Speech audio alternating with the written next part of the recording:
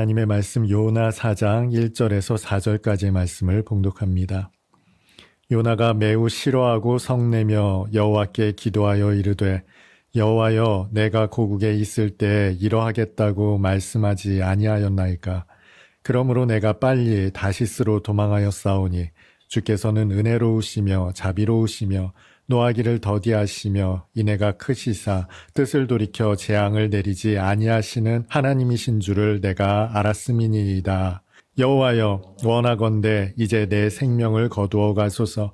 사는 것보다 죽는 것이 내게 나음이니이다 하니 여호와께서 이르시되 내가 성내는 것이 옳으냐 하시니라. 아멘. 기독교의 최고의 덕목은 사랑이죠. 오죽하면 원수까지도 사랑하라 하시는 말씀을 하셨을까요? 그런데 여러분, 그리스도인이 되면 사랑하는 마음이 막 샘솟으십니까? 없던 사랑이 막 솟아나던가요? 아니면 이상한 것 아닌가요? 막 사랑이 샘솟아야 하지 않겠습니까? 아니면 마음은 없는데도 사랑하는 척이라도 해야 하는 것, 이게 기독교입니까? 어떻게 생각하세요? 우리에게 사랑이 샘솟는 게 맞을까요? 아니면 사랑하지 않더라도 사랑하는 척이라도 하는 게 맞을까요? 그러면 여러분을 힘들게 하는 그 사람은 누굽니까? 여러분이 살면서 가장 사랑하기 힘든 그런 사람이 있던가요? 여러분에게 원수가 있습니까? 아니면 사랑하기 가장 힘든 사람이 여러분의 가족 중에 있습니까? 부목사로 사역을 하던 때였습니다. 예배 시간이었어요. 한참 담임 목사님께서 설교 말씀을 하던 때였습니다. 어딘가에서 벨소리가 울리는 거예요. 왜 벨소리 중에도 아주 시끄러운 벨소리 있지 않습니까? 그런데 잠시 졸았던 모양입니다. 제때 전화를 받질 못해요. 한참 벨소리가 울리고 나서 이분이 비몽사몽간에 가방을 뒤적거립니다. 그리고는 폰을 찾아서 꺼내요. 꺼내자마자 아주 우렁찬 벨소리가 울립니다. 대개 이런 경우라면 재빨리 버튼을 눌러서 벨소리를 끄는 게 정상이잖아요. 그런데 벨소리를 끄는 게 먼저가 아니라 어디서 전화가 왔나 안경을 치켜 올리고는 침침한 눈으로 발신자를 확인을 합니다. 그리고는 전화를 또 받아요. 그리고 여보세요 하고 통화를 이어갑니다. 여러분, 이게 예배 말씀 중에 있었던 사건이라고 생각을 해보세요. 그랬더니 여기저기서 아주 얼마나 눈초리가 쏟아졌겠습니까? 이분도 따가운 시선을 느꼈는지 자리에서 일어나더라고요. 그런데 가방까지 챙겨서 통화를 하면서 걸어 나가시더라고요. 본당 문을 나서서는 본당이 다 들리게 아주 쩌렁쩌렁 울리는 목소리로 통화를 하더라고요. 물론 목사님께서 계속 설교는 이어가고 계셨습니다만 사람들은 그분이 밖에 나가서도 한참 동안 예배에 집중하지 못하다가 그 자리를 떠나고 나서야 다시 예배로 돌아올 수 있었습니다. 원수는 어떻게 사랑해 보겠습니다. 가족 중에 나를 힘들게 하는 사람도 어떻게 품어 볼 텐데 이런 분은 어떻게 해야 될지, 예수님이라면 이런 분 어떻게 했을지 참 궁금하더라고요. 여러분, 이 예배 시간에 예배드리던 모든 분들이 이때 어떤 감정을 느꼈을까요? 어떤 마음이었을까요? 짜증이 치밀어 올랐을 겁니다. 화가 났을 거예요. 분노가 치밀었을 겁니다. 어떻게 이렇게 되먹지 못한 사람이 있을까 싶은 생각이 들었을 거예요. 이 정도 되면 화내는 것 인정해야 되는 거 아니겠어요? 그런데 여러분, 이때 우리에게서 치미는 이 감정, 분노, 화, 이 정체가 뭘까요? 오늘 본문은 요나서의 하이라이트라고 해도 과언이 아닙니다. 하나님의 긍휼이 가장 잘 나타나 있는 본문이에요. 그런데 오늘 본문의 시작은 전혀 그렇지가 않죠. 요나가 매우 싫어하며 성을 냈다라고 시작하고 있어요. 하나님의 긍휼과 자비하심이 가장 잘 나타나 있는 본문. 그런데 그 시작은 요나가 매우 싫어하고 성내었다라고 시작하고 있더라는 거예요. 왜 싫었을까요? 도대체 무엇이 싫었던 걸까요? 그런데 여러분, 성경을 읽다 보면 화가 났다, 성을 냈다, 분노했다, 이런 내용들이 곳곳에 등장합니다. 가장 먼저 떠오르는 인물, 탕자의 비유에 등장하는 큰아들이죠. 열심히 일하고 집에 돌아와 보니 잔치 소리가 들립니다. 종들 중에 하나를 불러붙죠. 무슨 일이냐 했더니 동생이 돌아왔다는 겁니다. 그래서 아버지께서 반가이 맞으셔서 잔치를 벌였다는 거예요.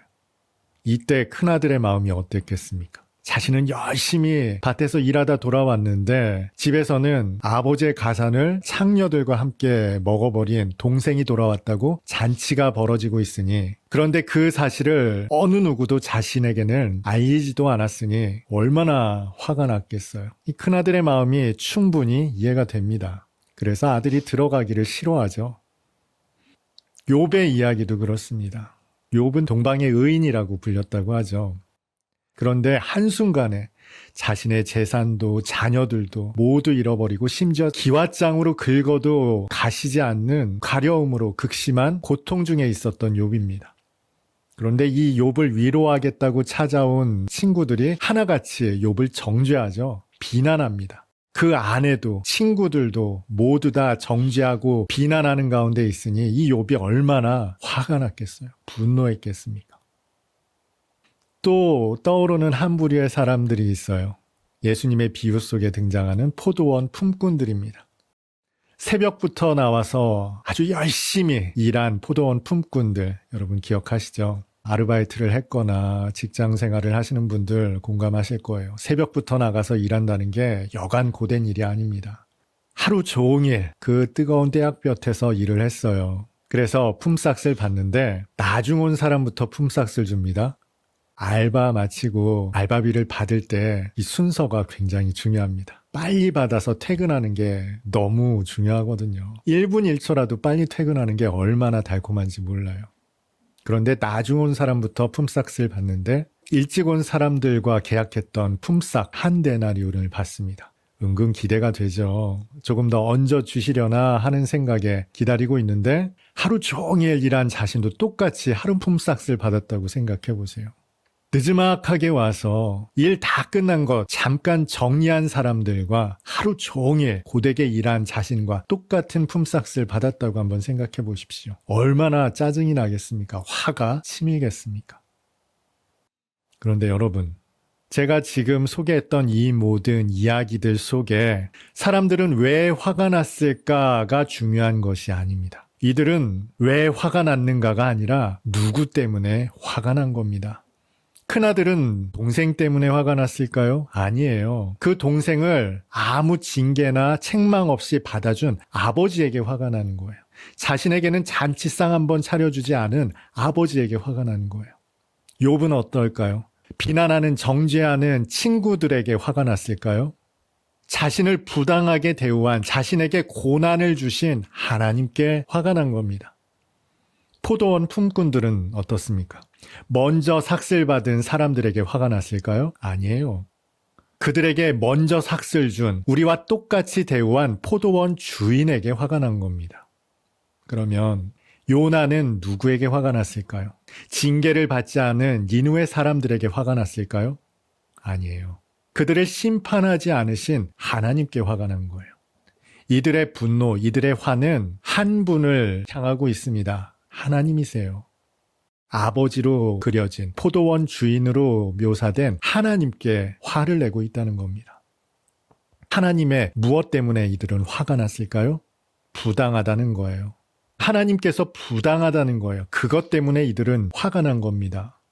교회 안에서 분란이 일어날 때 무엇 때문에 분란이 일어날까요? 부당함 때문에 분란이 일어납니다.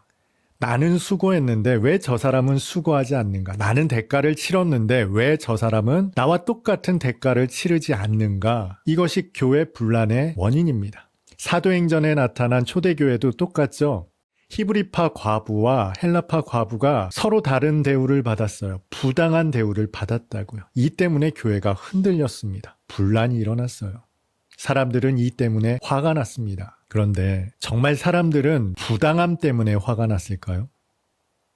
우리는 화가 날 때 부당함 때문에 화가 난다고 생각해요. 그런데 과연 그럴까요?